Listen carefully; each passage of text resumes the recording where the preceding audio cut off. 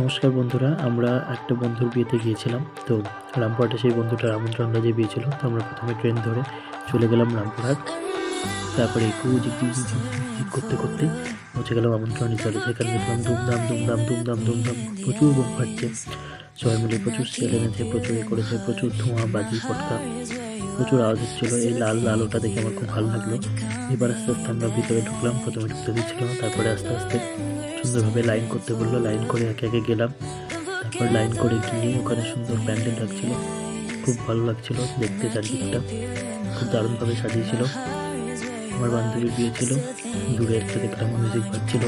তারপর তাদের এন্ট্রি হলো, নাচ গান বিভিন্নভাবে ওরা ঘোরাঘুরি করছিল, বিভিন্ন পোজে নাচছিল। আস্তে আস্তে খুব মজা লাগছিল ব্যাকগ্রাউন্ডগুলো দেখে। টিফিন খেলাম। টিফিন খেতে খেতে চারিদিকে দেখছিলাম ম্যানেজমেন্ট সমস্ত কিছু ওদের আসা যাওয়া চলছিল এরকমভাবে। রাস্তার দিকে লাগছিল আস্তে আস্তে। তারপর হঠাৎ করে বেলুন টেলুনগুলো কি সুন্দর পাশে দেখো, কি সুন্দর লাগছে। রকেটে এরকম করে উড়ে গেল। তারপরে ড্রিম সিকোয়েন্স তৈরি হয়েছে সিনেমার মতন। তো এইভাবে আমরা চারিদিক ঘুরে ভোজ টোজ খেলাম, করলাম। তারপরে রাস্তাতে আবার দেখলাম বোম ফাটছিল। এগুলো আমি পরে অ্যাড করেছি বন্ধুদের কাছে ভিডিও নিয়ে। বুঝতে পারো প্রচুর এনার্জি লোকের, প্রচুর আওয়াজ যাচ্ছে। চারিপাশে দেখো রাস্তাতে কেউ নেই, খুব রাত হয়ে গেছিলো। তো এইভাবে আমরা দেখলাম এবং সুন্দর হচ্ছে ব্যাপারটা। একদম ব্লগ করছি, কেউ কিছু মনে করবে না।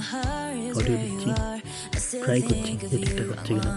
দেখো দূরে চলে গেল, ডুই করে ফেটে গেল, ডুই করে সুন্দরভাবে ফাটলো। কত সুন্দর বোম ফাটছিল চারিদিকে। ভিতরটা দেওয়ার কথা সুন্দর, স্টেজ ফেস হচ্ছে, গান হচ্ছে, সবাই টিফিনের ব্যাগ নিয়ে ঘোরাঘুরি করছে, লোকে গান করছে। আমরা আমাদের বন্ধু বান্ধবীরা সবাই মিলে গিয়েছিলাম। দেখো চারিদিকে কত বুঝি লাইটিং। তো টাটা, গুড নাইট।